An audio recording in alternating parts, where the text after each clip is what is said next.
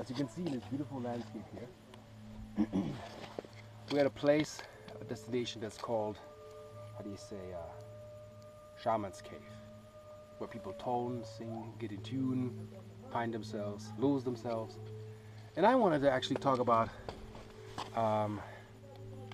lucid dreaming, often mistaken as astral projection, which is you're not projecting yourself out of your body.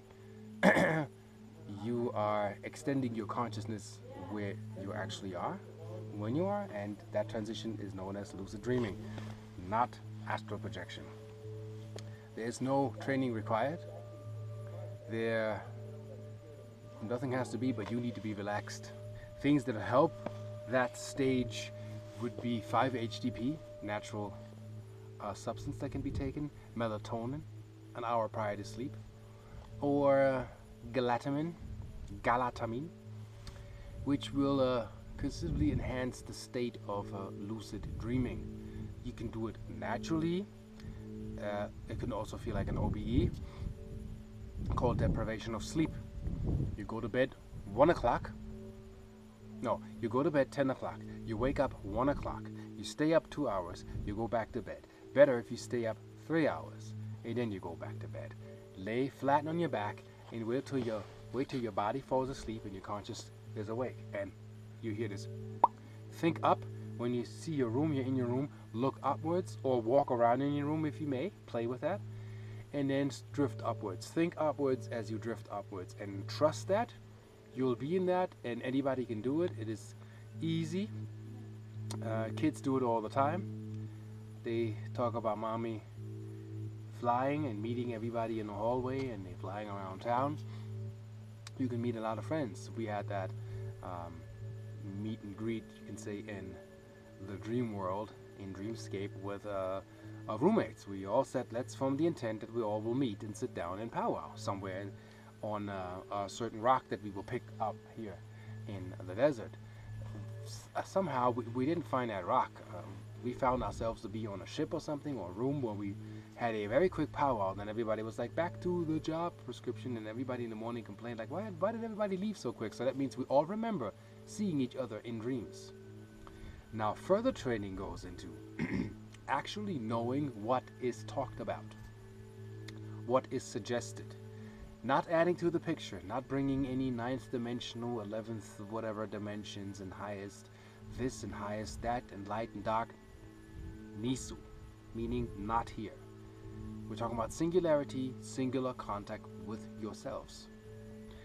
And then remember what was exchanged, and then forming more intense in meetings and training that.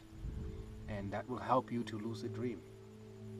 So that will engage you into be a lucid psychonaut, meaning a conscious dreamer. And the more awareness you have on the other side, the more awareness you will have on the hither side. I mean, this side here. So there's the thereafter and the hereafter and the here now. And it's actually all one. And when you manage to maintain your consciousness and your memories without your mind interfering with memory systems that are non-essential for the moment of experience, because for the experience you need now, not conceptualized thinking that will block you from such thing.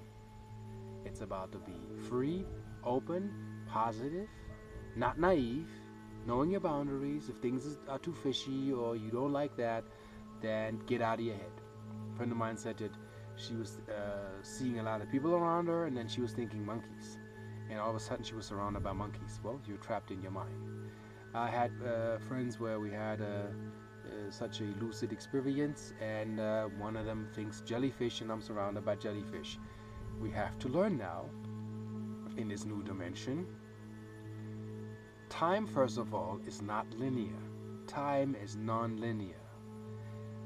What you think that is linear is your perspective and your perception of that, but it is actually BS. The mind is a BS artist trying to trick you into thinking that it knows. When you let that notion go and surrender to what is, you're nothing but the capacitor between God and earth.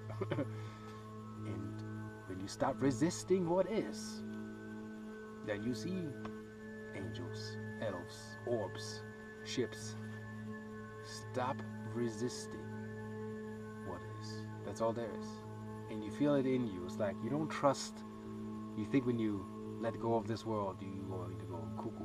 But you're not. It's about to integrate that world into this world and make this world one. That's where this unity comes from. That's where the 22 archetypes are being formed, such as I present in my key, 22. 7 for the third dimension, 7 for the fourth dimension, and 7 for the fifth dimension. And this is 21. Number 22 is the root chakra of the sixth dimension, rooting you in with these three aspects, because they need to be bridged, so you can actually make that jump.